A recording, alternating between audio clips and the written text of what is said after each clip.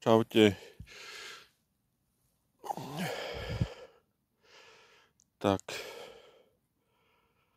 prvý kapor roku 2024,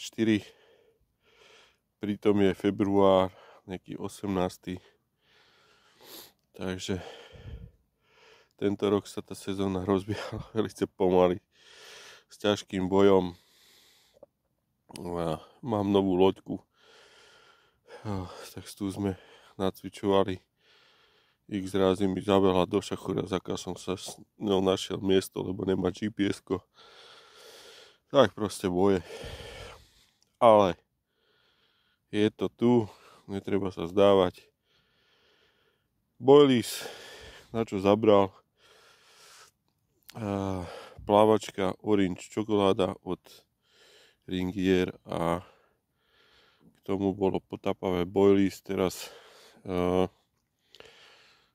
nejaký od Fishmanie, od Jankoviča, nejaký ice niečo, takže do studenej vody, ale je to proste o tom mieste, k druhej strane, takže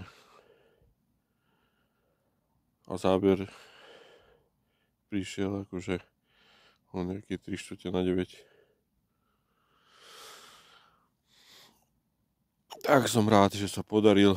Dúfam, že aj vy už ste zahájili sezónu a že sa vám bude tento rok dariť. Tak zatím čaute.